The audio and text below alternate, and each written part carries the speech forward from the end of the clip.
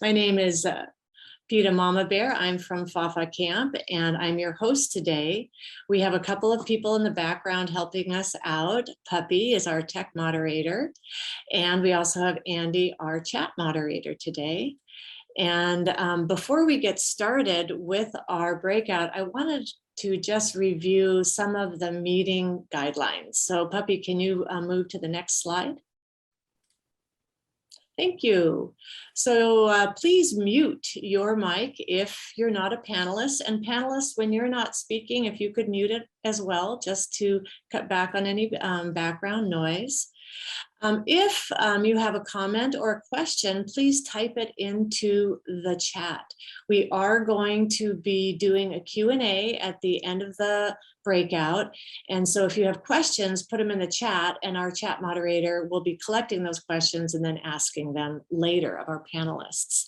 Be respectful in your participation, please. Be present. We're all here to learn together, so let's be gracious with our attention. And when we are speaking from our own experience. And once again, our chat moderators will be bringing in your questions during the Q&A periods of the breakout. So thanks, Puppy. Can we go back to our spotlight of panelists? So I'm going to go ahead and introduce our panelists. We are missing one just briefly. He just let us know that where he's zooming in from just had a power surge. So he's rebooting at this moment. But for now, I will start introducing. Here we have Natalia FlacaVerde. She is a natural born human connector and community builder. She's Polish with a Brazilian twist. Natalia splits her time between New York and Mexico. She has been creating experiences and communities around the world as a co-founder of the Burning Man Camp Continent Hotel Nawal in Tulum and an upcoming new hotel in Baja, Barbarella. Her vision is to catalyze a new inclusive world where everyone is welcomed and embraced. Welcome, Natalia. Chairman Bao is also here, also known as David Hua. He is from Bao Village and an 8-time burner. Camp Bao Chicka Wow Wow gifts steamed pork, egg custard, and red bean bao. Pretty exciting experience out there when you run into it. Since 2014, the camp has served over 23,000 bao and hosted 2 night markets with 28 camps. By filling the bellies of others, we fill our souls. Lover of sunrises and sunsets. Thank you. Our additional panelist who will be joining us is Juvoni Beckford. So I'll give an intro to him now, and he will be magically appearing on our screen. He is a writer and software engineer based out of New York and leads the international and immersive experience Camp No Boundaries. Juvoni, here he is. Of course it happens now. Juvoni takes a startup mindset to run the camp and applies the best tools and organizational philosophy to enable the camp to focus on creative expression over administration. So welcome to our panelists. Thank you so much for being here. And thank you to everyone who's here participating today. It's a great opportunity. So we're going to dive into it. As you can imagine, we have a lot of information to share. So we're going to dive into it. The first area that we're going to be talking about is planning for the playa, getting out to the playa. What are the things that camps need to do to get their camps off of the ground? It's a lot. We all know it's a lot. So the first question that I have is, how do you create your leadership team? What does your leadership structure look like?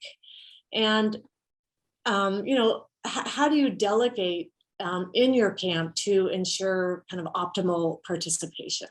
So who wants to go and answer that question of the 4 of you? Who wants to go for it?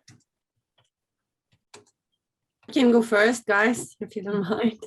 So I can talk from Cantana experience. Our camp exists for 4 years, and we've known each other for the last 4 years. And how it all started, we divided roles between each other. We just highlighted what we're good at. I think that's very important to know and understand what's the skill that you're the best at and divide this role in a specific person. And we've been lucky enough to go and have a team and a group of people that's been coming with us for a long time.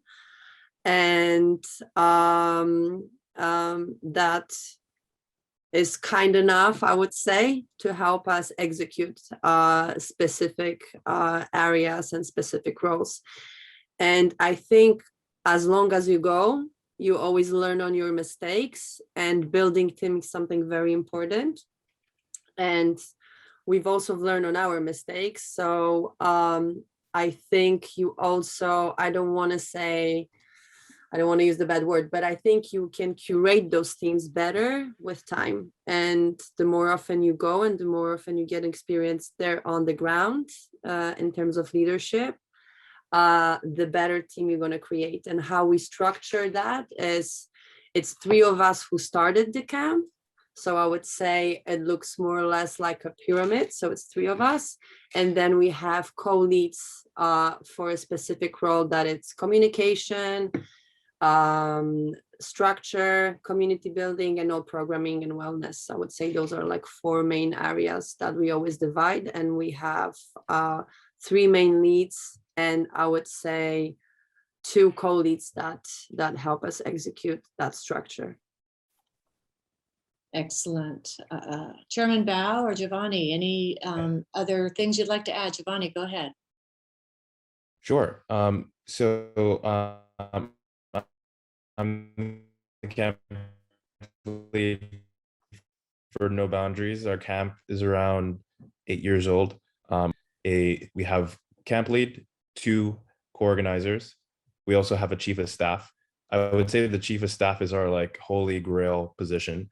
That person's sole responsibility is figuring out the skill sets within the camp. So as new people apply and join, we kind of figure out where do they shine in everyday life. And we really want to align them with the best fit in the context of Playa.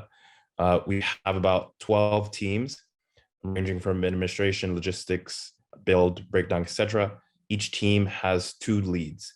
So we usually pair a veteran lead with a first-timer lead who has some experience in their own real like day-to-day situation. For example, when we had our build team, we had a first-timer who was like the project manager in real life for LaGuardia Airport.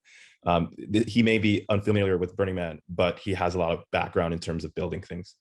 Our camp size is about 70 people this year, or actually around 85. And by having this distribution in team structure, we're able to spread out the load, as well as do an effective job planning as much as we can before the event. Great, thanks. Hi, everybody. David Hua, Chairman Bao here from Bao Village. We've been a village for 2 years now, camp for 4. So been on the playa for 6 as with this group. We have as a village 4 subcamps.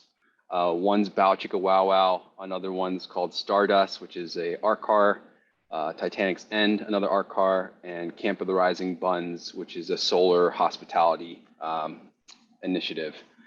From this village, we have a Bao Council, where it's about 20 people. The camp is about 153. The village is about 153. And within this Bao Council, there's members of each camp that are part of it, are basically ambassadors for their subcamp. Within the council, we have various different groups broken out, like Juvoni was saying. We have what we call masters and apprentices. We have a master of power, a master of showers, a master of fuel, inventory. We try to be as specific as possible.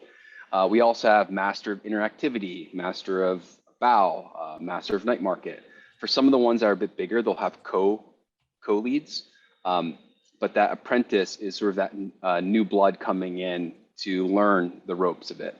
And from there, we have what we call a sponsorship program, Baby Bow, where if people want to come in the camp, you have to have someone that's already been in the camp to sponsor you and take full responsibility for all your good and challenges that may happen on the playa. Awesome. I just love the baby bow. I'd want to join the camp just to be a baby bow. All right. So two-prong question here. When do you typically start your communications? And kind of more importantly, in many ways, what kind of communication tools are you using? Because I know that's a big part of organizing is, being efficient, optimizing your time, using some great tools. So go ahead, anyone who'd like to respond about that. Yeah, I can start. Mm-hmm. So for our camp, we start recruiting in, I would say, December is when we originally start within our own internal network. And then we start recruiting externally around January. And we post on the Sparks forum, the Eternal Burning Man forum. What's important to our camp is being able to be diverse and distributed by not only recruiting within our friend group, but searching far and wide so that we have a wider representation within our camp. For communication tools, primarily we use WhatsApp and Telegram. Some people may think that this is like redundant. What we found is that Telegram is WhatsApp specifically is very difficult to have multiple threads of conversation in the same WhatsApp group. And when a new person joins a WhatsApp group, they can't see the prior messages. So this is a little bit challenging as we're onboarding people. Telegram is more fully featured and allows new people to see prior messages. It allows better reply handling so that multiple threads can break out. And it has just more fun features. And what we found is that different are familiar with WhatsApp will continue to use it. And then people who are familiar with Telegram will use it there. For our important information, we use Telegram to disseminate. Awesome. Great. Anything to add to that, Natalia or? Yes. So we have there are two types of communications, right? There's internal communication, there's external communication. So we start to talk to each other, I would say, much earlier that we start to talk to the community. So we always have a post meeting after a burn to check what we did wrong, what did we nail, and etc. And I would say we start to send out information to community beginning of the year, pretty much as soon as possible, and to start scope out who is planning to come back and who is planning their Burning Man for the following year. And we use tools like the Google Forms for the feedback.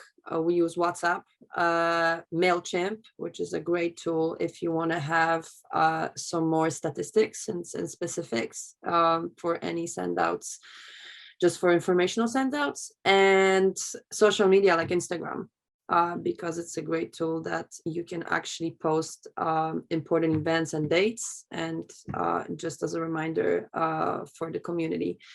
And as a tip, guys, I've learned that as many tools as you use, the better, because different groups and different people like to use different tools, and just try to give them that option, because I think, the more options you give them, it's easier for them. And that's what you're trying to also achieve, right? The communication it's what should make easier for them.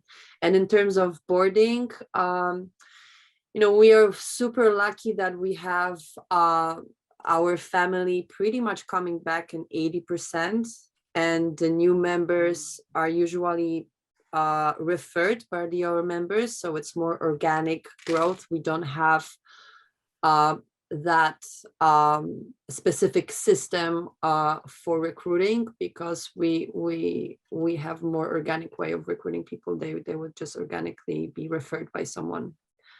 So yeah, but those four tools for communication would Great. be best. Thank you. Anything to add, Chairman? Yeah, we kick off 200 days before the man burns. That's when our kickoff starts. We meet monthly for a few months after that, and then bi-weekly after that. And then as soon as we get into like July and August, then it's like every week until we get bigger. In terms of tools, we use Google Docs. We did use Slack before, but this year we're moving over to Discord. Discord has better threading, better history, better discussions. So that's an experiment for us. Fantastic. Okay, great. So thinking about, so communication is one thing, but then we need to organize all this information that we get. And this is something that we talked about as a group as we were preparing this is as camp leads, we've accumulated quite a bevy of organizational tools, and we have some great examples as well. So let's talk about, once again, those organizational tools. And we have some pretty simple ideas to some very complex ideas. So understanding that we have a wide range of participants here. So it's a wild ride, so hold on here. And who wants to go first and just talk about the organizational tools that you use? Maybe starting with the simpler tools and then going to the more difficult ones. So Natalia, I think you. Sure. In terms of organizational tools, guys, Excel sheets, I'm not going to be that innovative. And maybe if we can pull some on the screen just to show, how we organize the shifts for the members. It's and they can sign up for that. It's pretty easy to send out the link and create Excel sheets where you divide the shifts, and members can sign up by themselves to those shifts. Pretty explanatory. It's not that complicated. I think that's actually interactivity schedule, but it's fine. It's also Excel sheet. And then we also use Excel sheets for interactivity. So we try to divide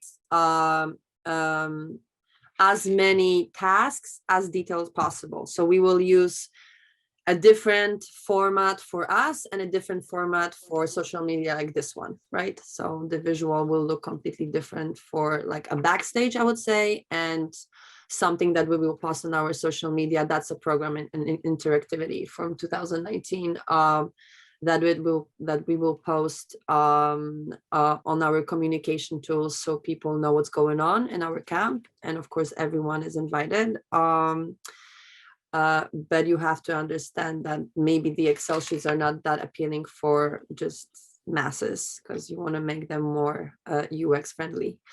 And what else? We use Squarespace. We started using Squarespace as a platform that really saved us a lot of headaches.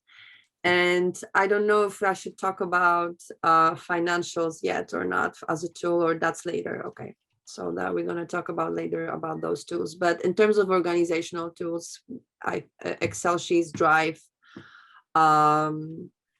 Squarespace as a platform just to send out everything over there, and a little bit more advanced tools that we use for the visuals is just or Adobe like Illustrator and Photoshop that we create our visual materials for the sends out. That's pretty. Thank you. Who wants to go next? I think we go to Juvoni. Go for it. Okay, buddy. Juvoni. I would say the same. And I have to say, I found Juvoni because I was on Facebook, and Juvoni, you can tell how you post on the Theme Camp Organizer page too. So yeah, go for it. Sure. Yeah, one thing that's important to us is to be able to use, and sorry if my internet is breaking out, I'm actually tethering from my phone.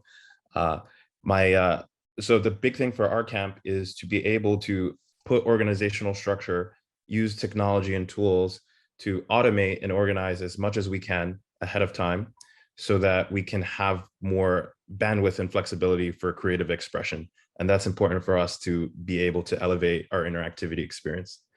So what I wanted to show you, Ahmad, if you can click on the optional demo link to the spreadsheet.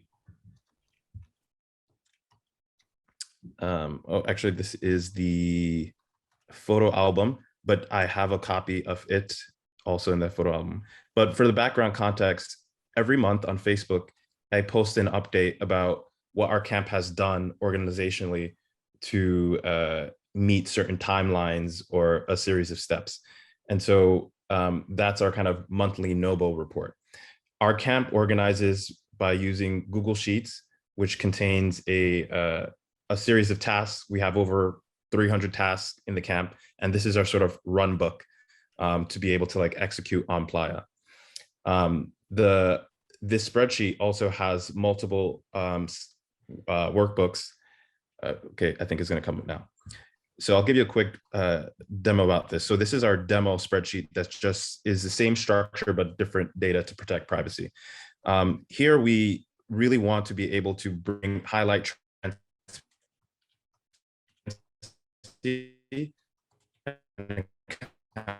accountability within our camp. So we have all campers listed out as inspiration. We have this contribution ratio, which is just how much work is a camper doing relative to their role of responsibility. So we have a camper, we have a role lead, a team lead, a co-organizer, and a camp lead. And we have a point system that's based on the labor and effort that someone does.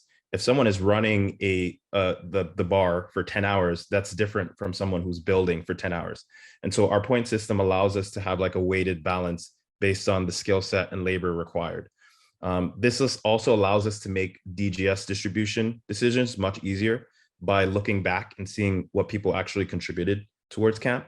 And it also helps highlight and be transparent in who's on what team, what's a particular person's role, what sort of skill sets they have.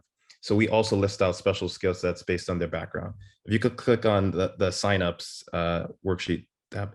On the signups, someone could like look through all the tasks within the camp. They can also filter by their specific team and sort of sign up.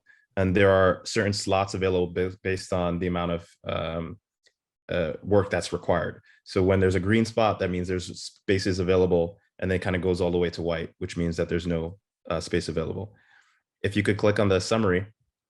So the summary, once you've signed up for tasks, you can just click on your name, and this lists out all the campers' name, and it aggregates all the tasks that you signed up for in camp. If you could click on the schedule. The schedule is our interactivity schedule, meal shift schedule. And so all of this is integrated within one master spreadsheet. And it allows us to kind of consolidate what are the teams, what are the tasks, what are the interactivity schedules, how can leads see all the information about who's on their team. And it allows us to really unlock the potential within the camp to be able to really have a fun and awesome burn, but also give first timers the ability to contribute. And that's important to us too. People who are first timers, if you can prepare them well through acculturation, telling, kind of showing them the ropes of what's possible, even a first timer can have tremendous amount of impact for their first year. And that's all for my demo there.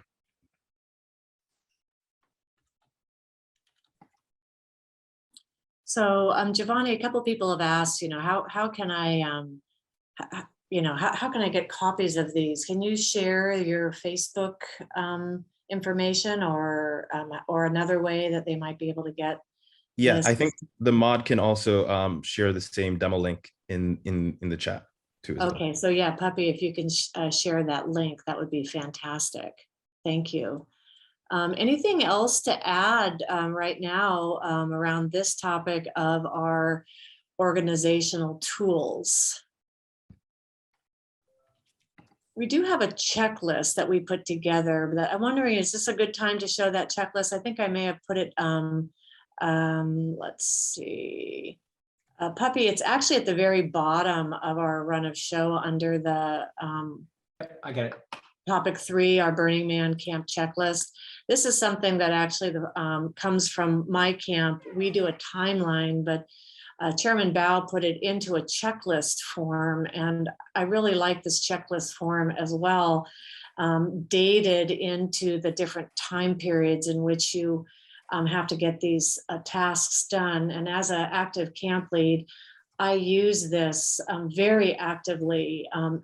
Mine I use in a Google Sheet with a timeline, and then I can put like if it's in progress, or where I am 50% done, what have you. But this is something else that we can put in the chat as a link that might be helpful to returning camps and those new camps starting up. Just every single thing that you might need to think of. And it's always a work in progress. We're always evolving, we're adding, we're taking off.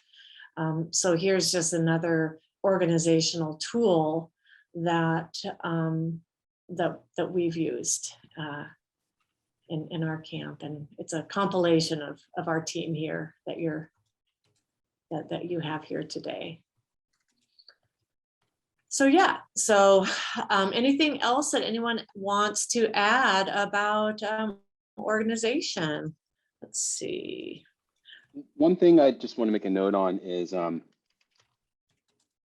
if you plan on being there for a while and revisiting often, we create what we call binders. And you don't have to reinvent the wheel here. Most of the stuff that we're bringing is in print edition in a binder, so you don't have to connect to the internet. Any ideas or things that are written down gets put back in and revamped the following year. So it's just a body of work that continues to evolve with the nuances of the camp and the culture that you're creating there. Yeah, and I think that's important. And I did ask that question when we were preparing, how do you have this stuff out on the playa, especially if we don't want to be looking at our screens. And it does come down to paper, having some kind of binders or folders, what have you. Natalia? Well, actually, I use a different tool because we try to use the least paper possible, and with the conditions, we tried the paper that didn't really work for us. So, for example, for the membership, I use a massive chalkboard that is there in front of dining space. So it's not only you can see your name and your shift, it's kind of you can't miss it.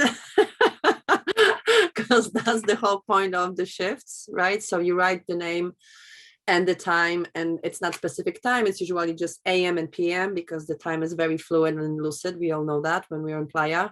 So I'm not trying to be very specific on the time, as long as it's during the morning and in the afternoon.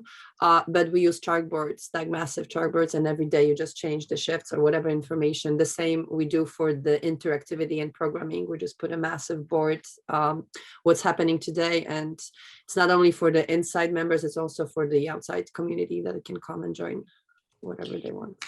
Yeah, and that's a great segue for, how do we keep those cats herded on playa? So again, what are some of the things that you're doing to help you stay organized on playa? So for Natalia, it's chalkboards. We have a big whiteboard is what we use for our camp shifts. Anything else that you wanted to add? Any innovations that you use for keeping those cats herded on playa?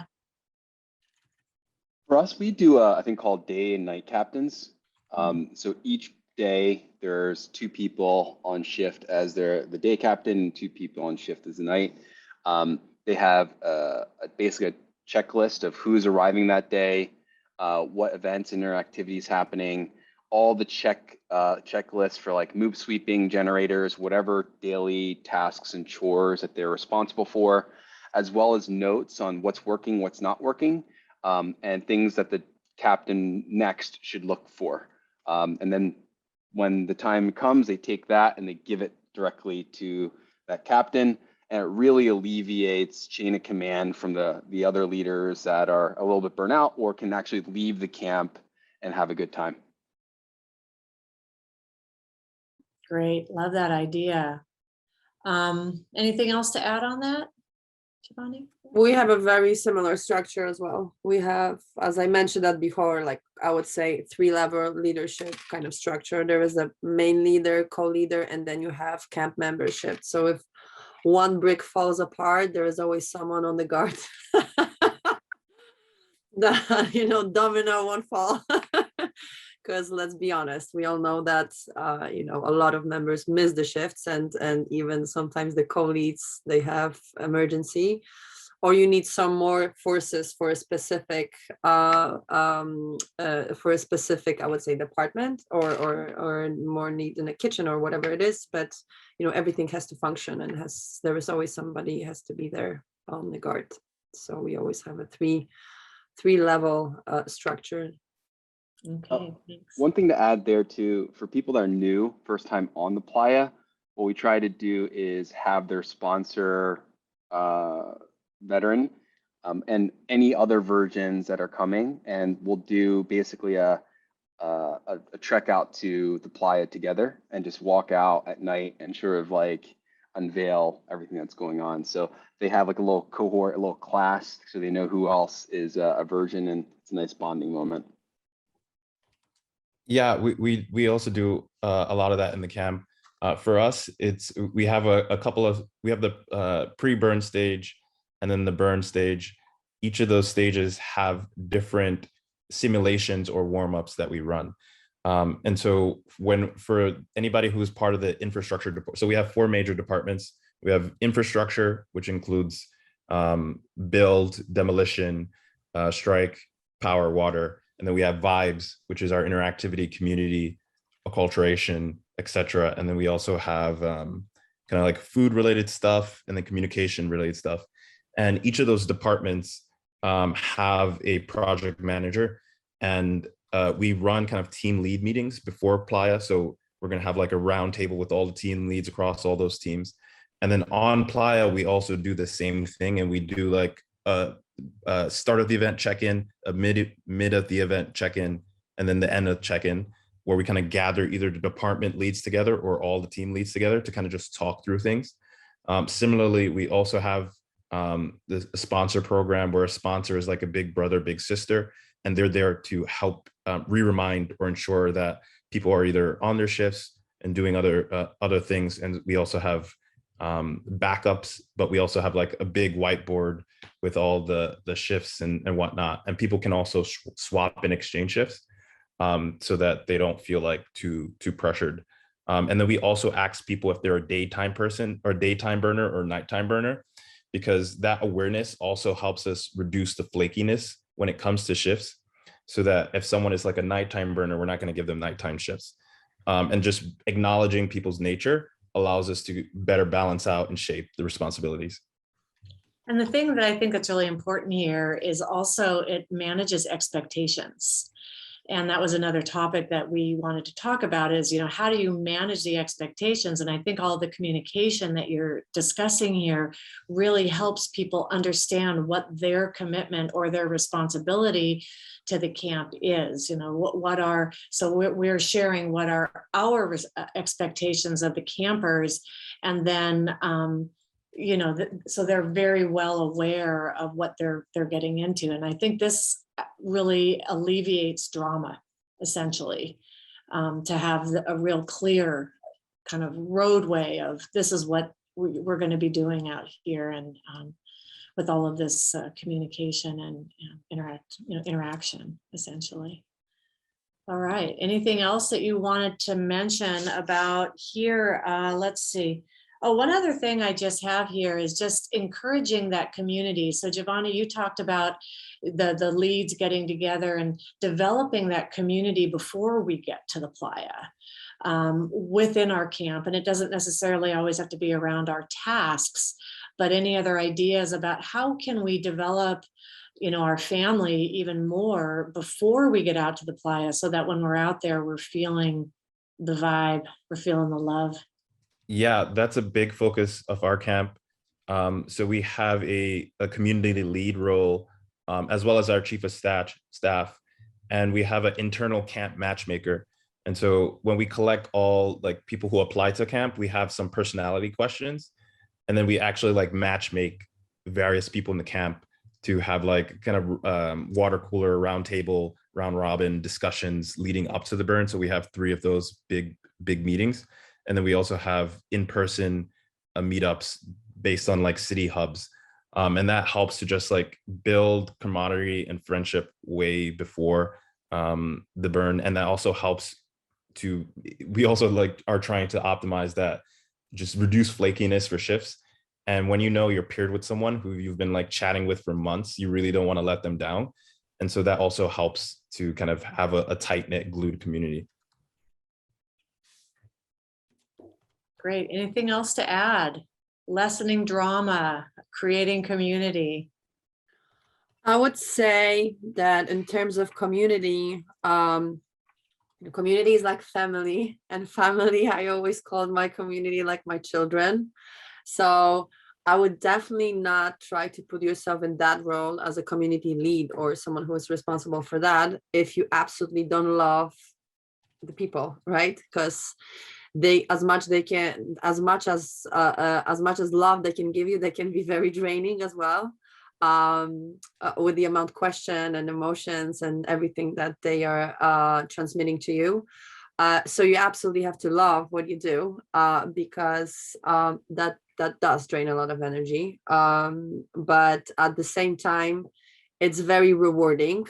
And I think to keep the community alive, you have to have the life outside of Burning Man as well. So we do tons of different activations outside Burning Man, and different types of activations, dinners, events, trips to different countries in the world. We're lucky enough that we can, we can make that happen. And it's not going to be always with a full camp, but it's always going to be a significant size of some part of communities. And we try to do them as many as possible. So at least everybody at some point will meet each other. And there are tons of different opportunities to make that happen.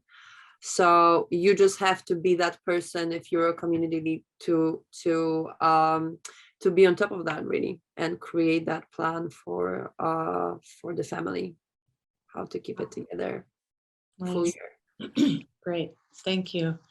Moving on to, we're still on playa here. How do you manage your kitchens? I'm thinking about Chairman Bao. You guys have a pretty big effort out there with your steam buns, etc.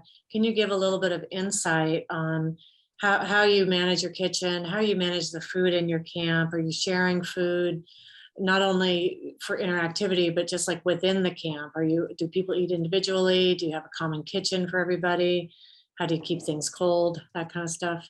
Sure. Well, this is 2019, and in terms of this feedback, but we're really thinking about how this works in this year with COVID and sanitation and serving food and whatnot. So as a food camp, we have a separate container that we have from the org, which is our Bao kitchen. That's where all Bao is prepped. Nothing personal is prepped there. This is only specifically for what we serve for everyone else. We did 7,500 Bao in 2019. Our goal is to do like 10,000 this year, I think.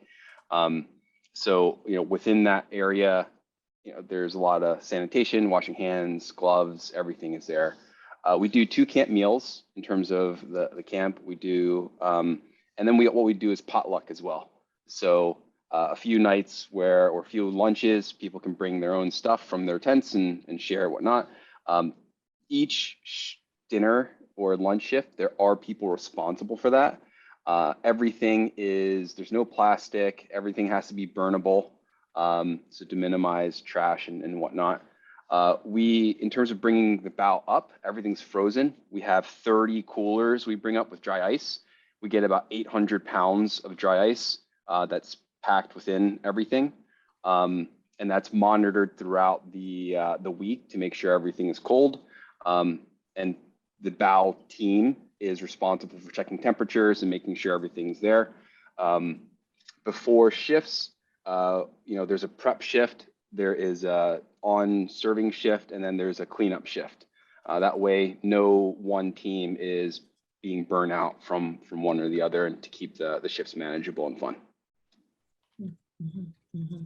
Oh, we do have chest freezers that we bring in, are powered by a generator as well. So that helps keep some things cold. And we usually, if we're doing camp meals that require fruits or salads, all that stuff is eaten way early, so we don't have to deal with refrigeration later. Excellent, excellent. Anyone want to add anything else about their kitchen or food organization? For our camp, what we do, we have an international camp, originally started by a big group of French people. And what we do, which we find really helps to build and maintain our community, is that we do community dinners every night. And as part of the sign up, people sign up if they want to provide dinner. And there's a team that organizes that. And so the meals are all fully prepared off playa, frozen, and then served by the person, the group that made them wherever, to the camp. And it's actually a requirement for our camp that everyone sits down together.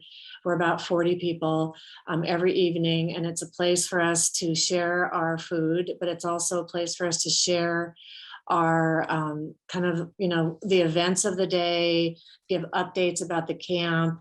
And then it's a place where we know everybody's going to be there all at once. And so it kind of helps avoid any kind of clicking that might happen, where you have certain groups who came together or friends from college or whatever, and they're part of this group. So it's a really great way to mix up the camp, I have to say. And it also helps us to stay healthy and fed in a good way. So that's what we do. Mm-hmm. One comment that I want to make on camp meals. We also have a thing called the Burning Man Camp Meal Plan. And so these are all meals that are made in advance, that are frozen and brought up with the bow, separate containers.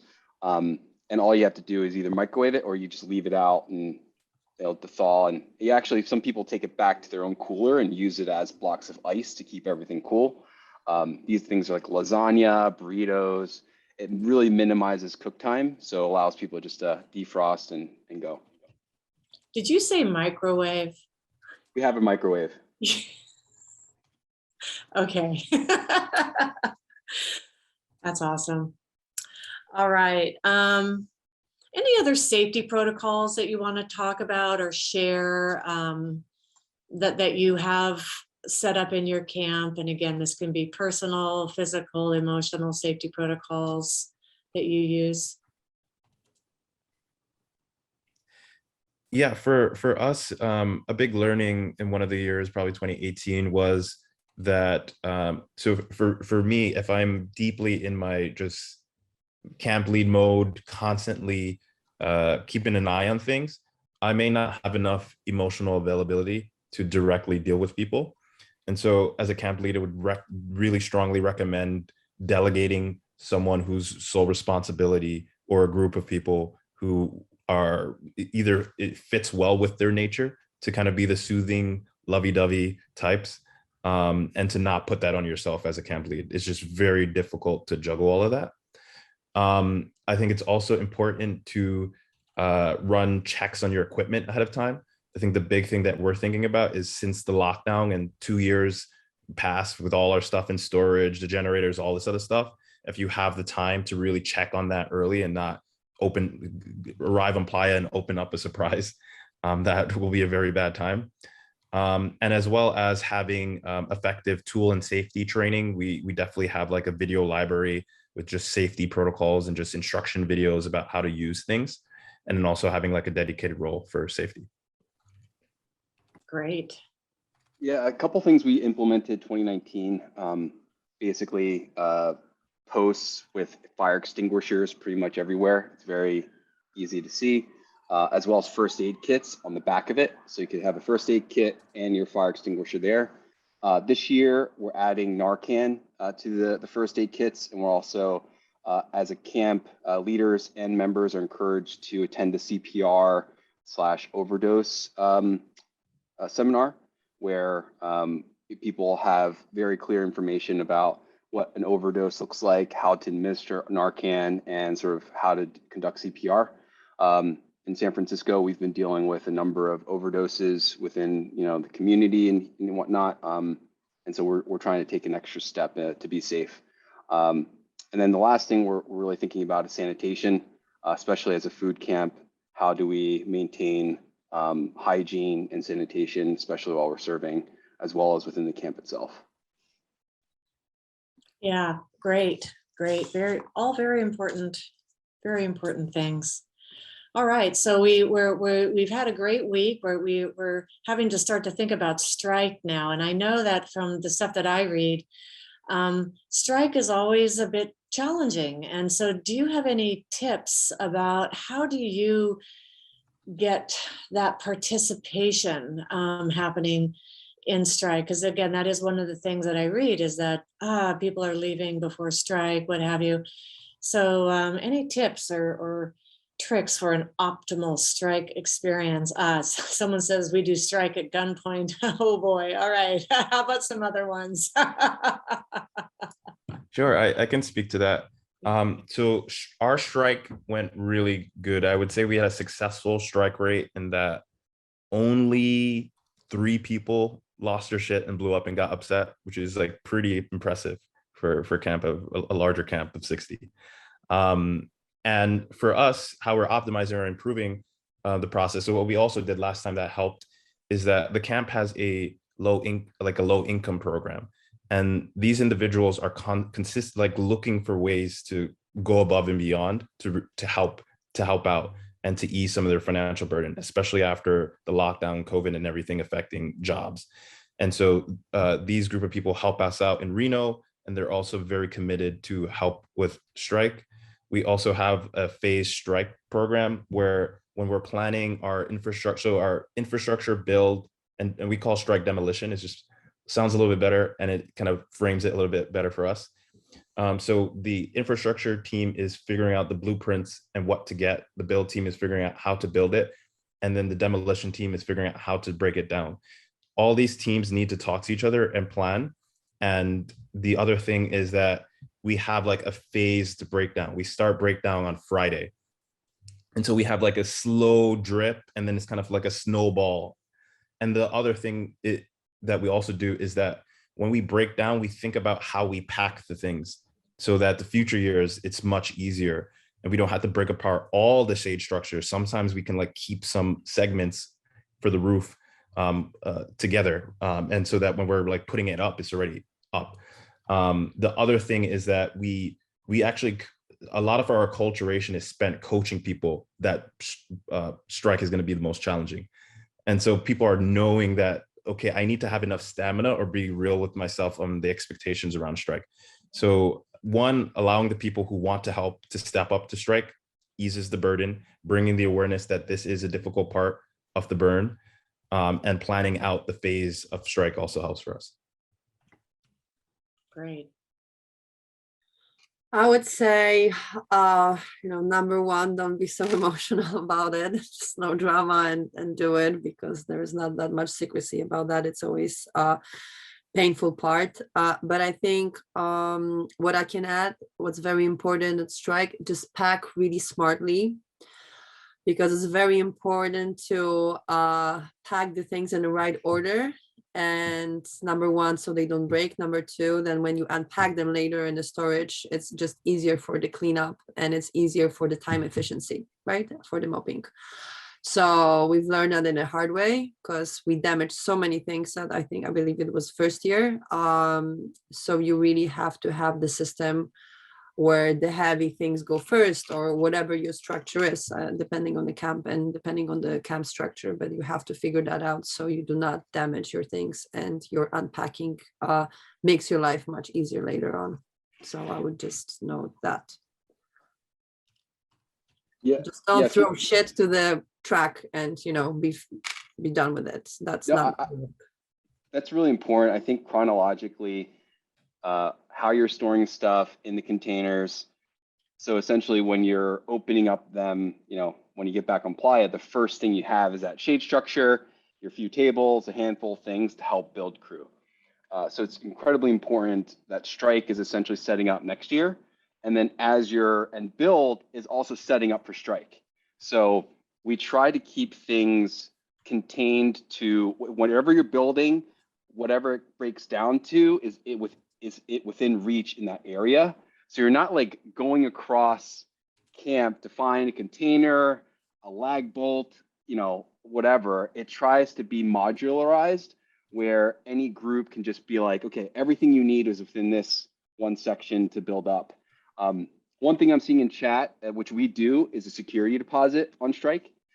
So we have your member dues, then we have a strike security deposit. You participate in strike, you participate in post loadout when we're back at in the city, then you get your deposit back. If you don't, it's ours, goes back to the camp and usually goes into a happy hour.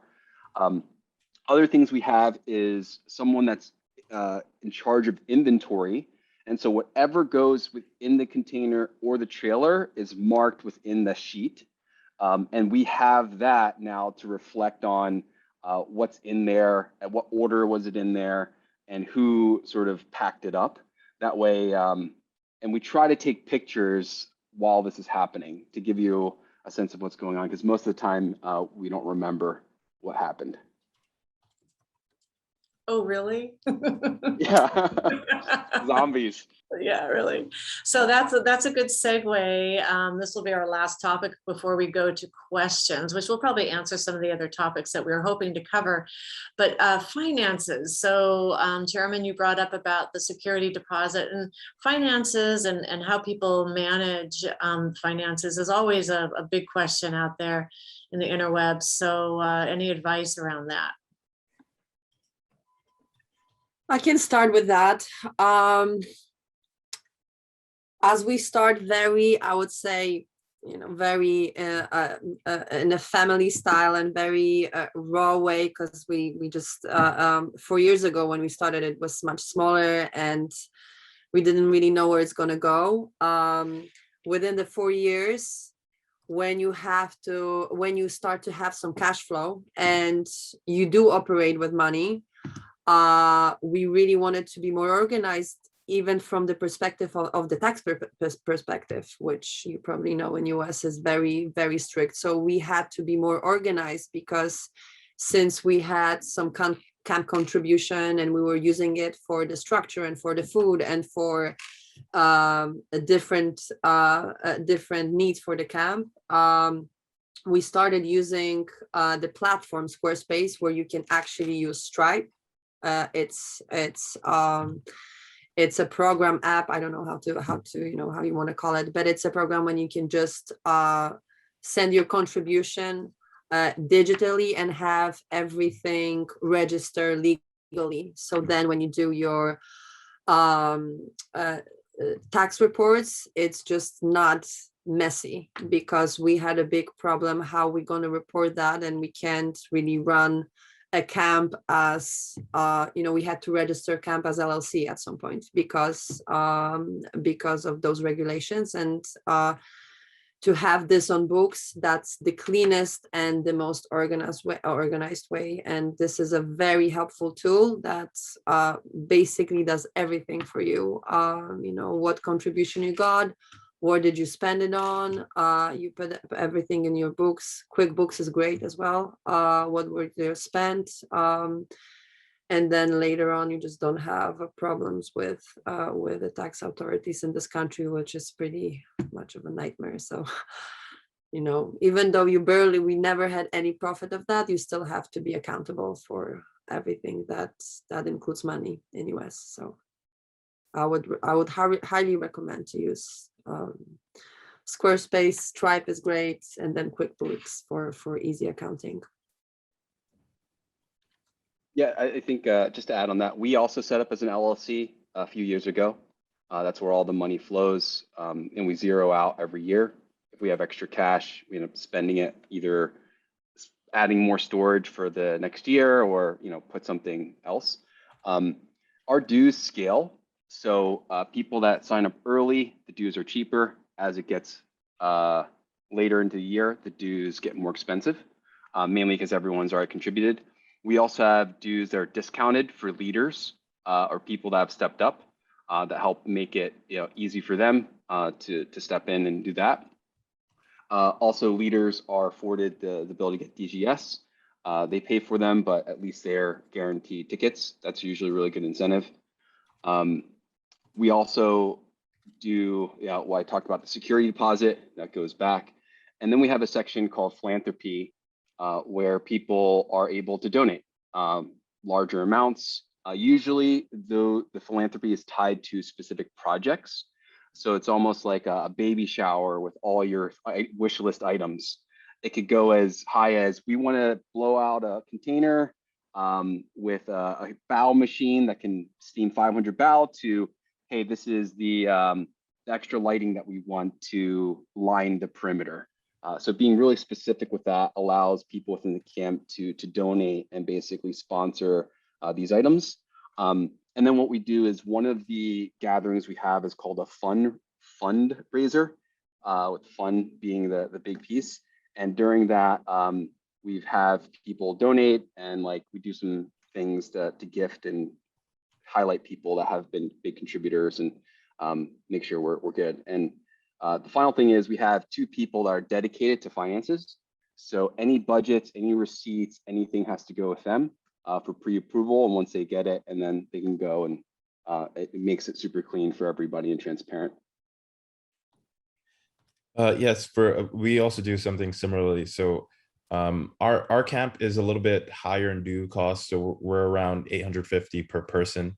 The camp does have a low income program. We have like a camp sponsor/patron program where campers who are a little bit more well off can help fund and offset the costs for the camp. And we kind of amortize that cost over multiple years. The camp was kind of expensive to kick off, so I had to like personally finance a good chunk of money for the camp and sort of pay myself back over a number of years. So I forgot who said in another panel, but yeah, it's definitely not cheap, definitely not a profit to run a camp. There's a steady expense. Our camp accepts fees via PayPal, friends and family. We have not had any issue with it, even though we definitely have like a large kind of input amount, but we haven't had any issues for like 6 years. Our camp, I would say even more important for our camp finances. So we manage it in QuickBooks, and then we also, now we're going to start to simplify that so we can do it in sheets and just have multiple backups or copies that we have. But even more so than just like how we manage the finances is how we strategically spend the money. And so we have certain roles and teams. We have camp purchasers, and then we also have like a pillaging team.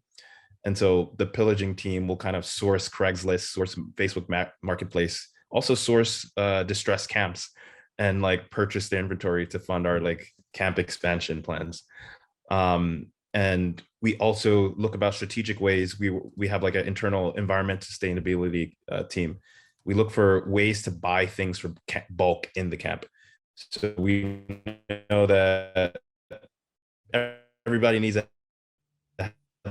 like, how can we buy 50 headlights in bulk? Able to reduce the expenses in camps by strategically buying in bulk, buying used or from other camps directly. Fantastic. Lots of really fabulous information. And of course, there's always a ton more to share.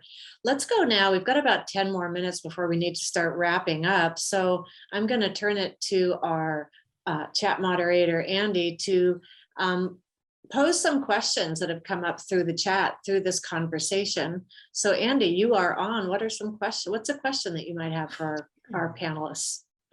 Well, let's see.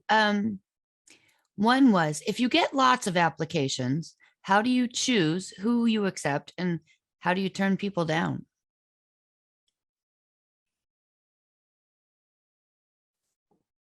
I think that's a good question for Juvoni.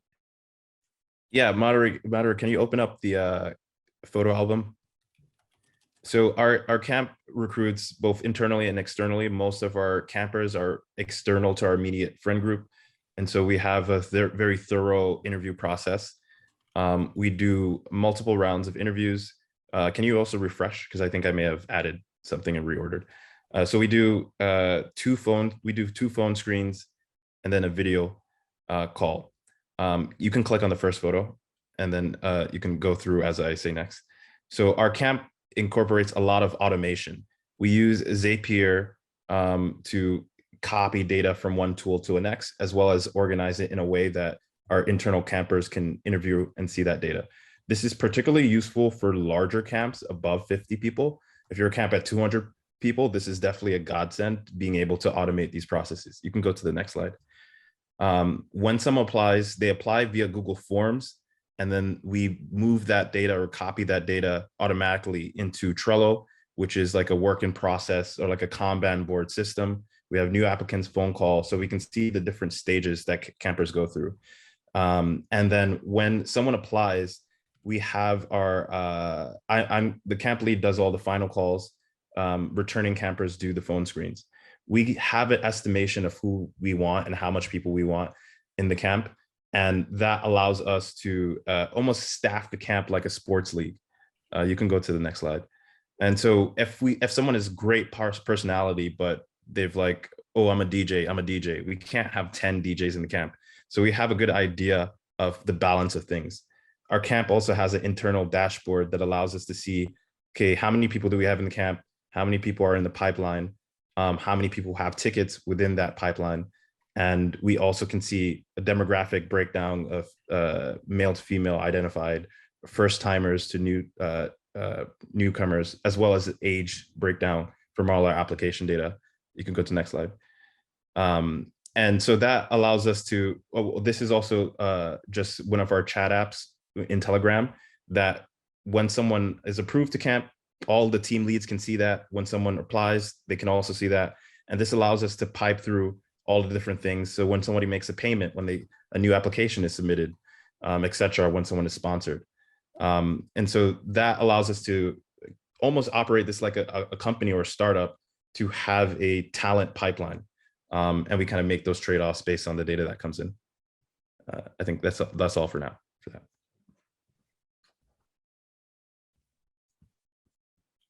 Amazing. All right, Andy, another one? There was some chat about this, but how long do you guys usually try to keep shifts in your camp? We're trying not to be too, I don't want to use the word, you know, we're trying to be a Nazi camp. And trying to make it as fun as possible for everyone. So everybody has 3 shifts. Everybody has to participate in 3 sections. It's either bar, kitchen, because everybody wants to be a bartender. I'm like, I know, I love cocktails and drinks as well, but we need help in other sections as well.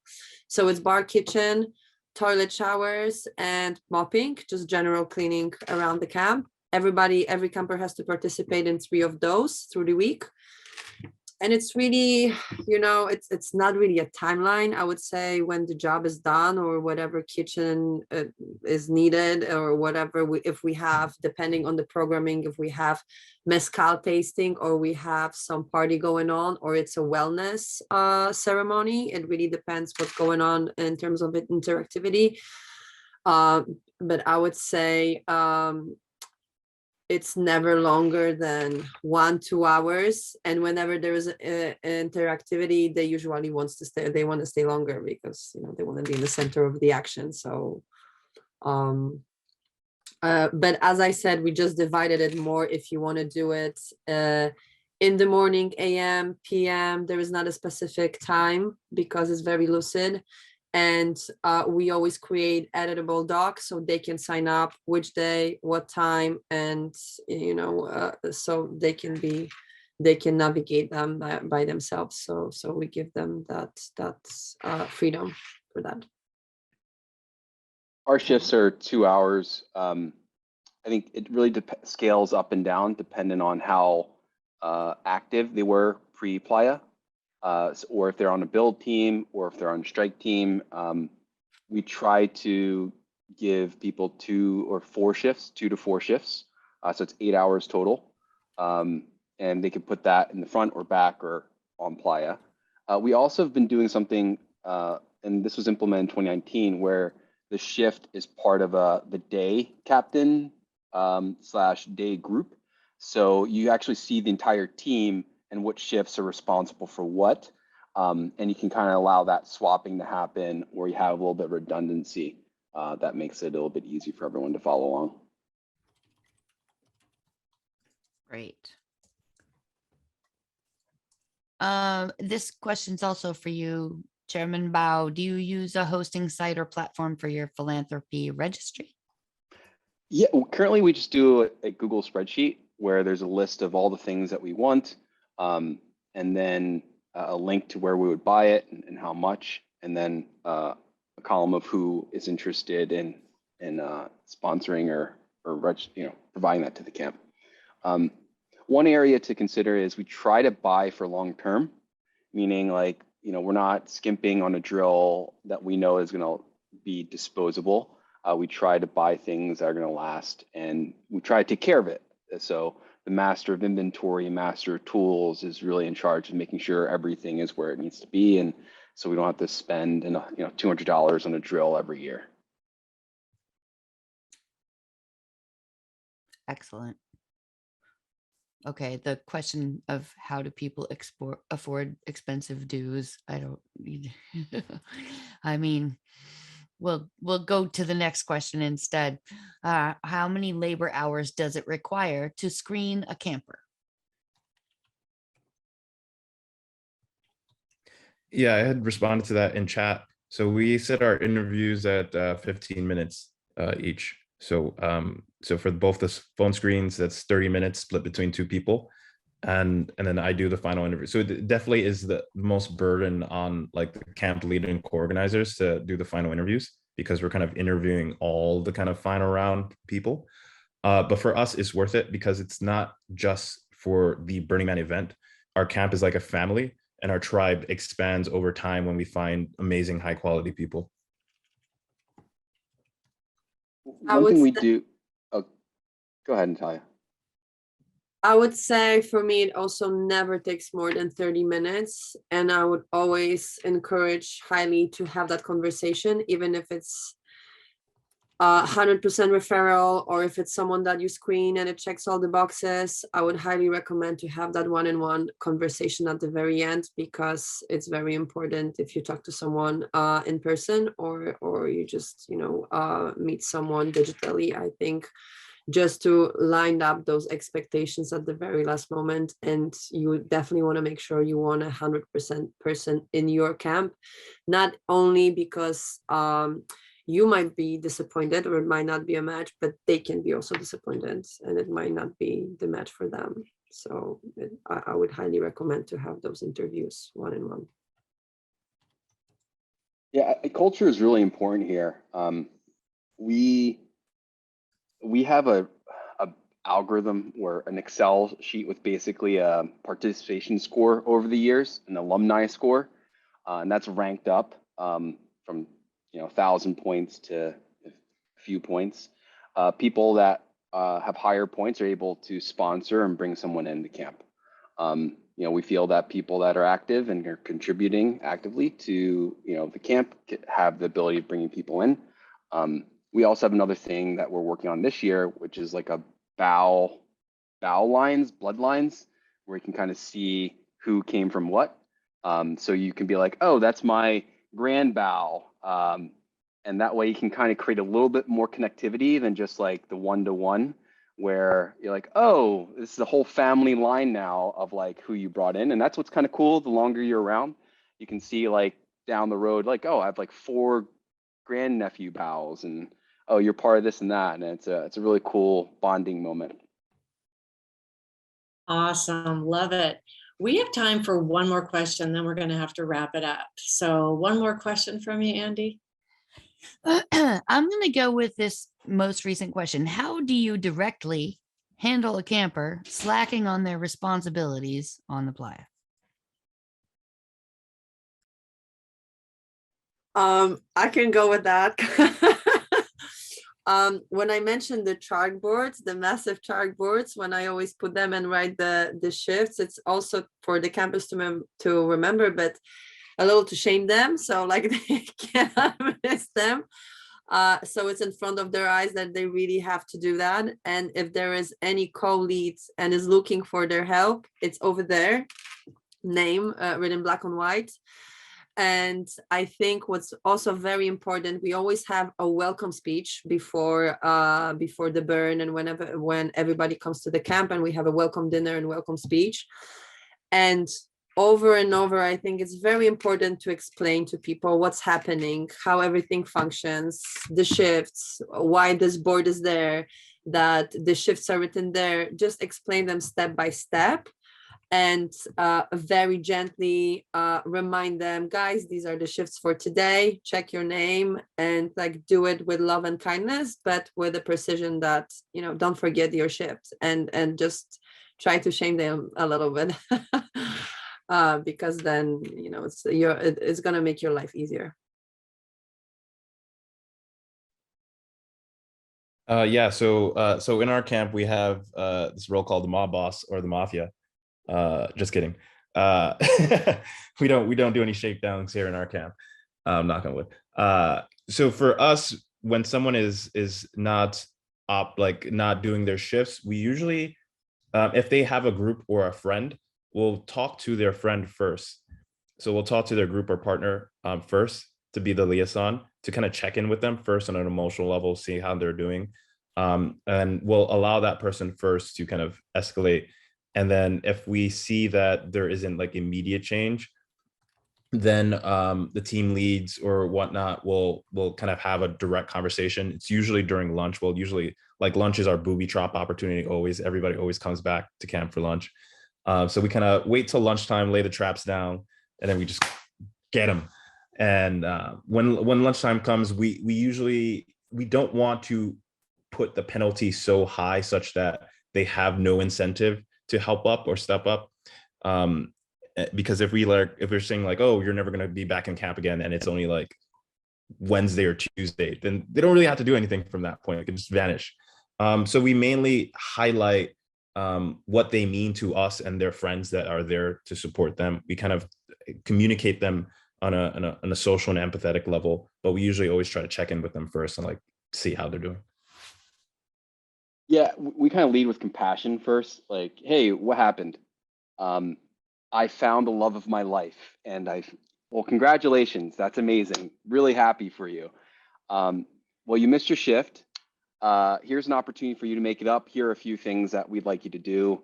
Feel free to slot in and bring the love of your life in, and you guys can do it together. You know, the playa is such a magical place, and time, we lose track of time. It just happens. So one thing you could do for yourself as a camp is build in redundancy too. So shift partners help. And I think also running at 80, 75% capacity, you should plan for that. That way you don't burn yourself out. Because everything on the playa just takes way longer. It always does, like 2 to 3 times longer.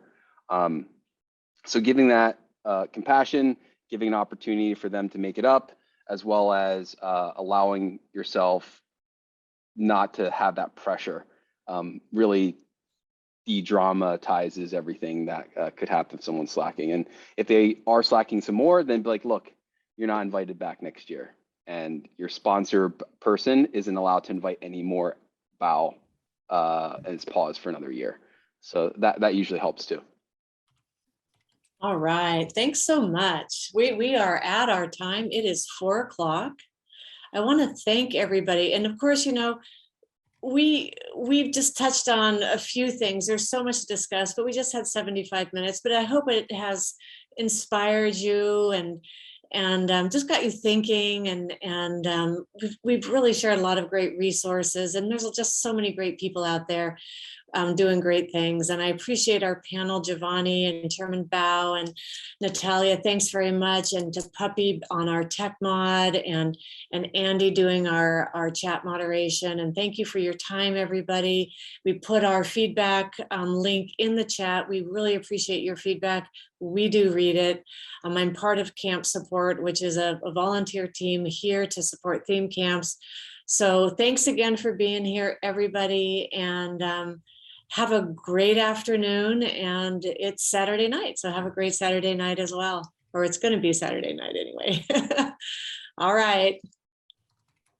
Bye, everybody. Bye, thank you. Bye.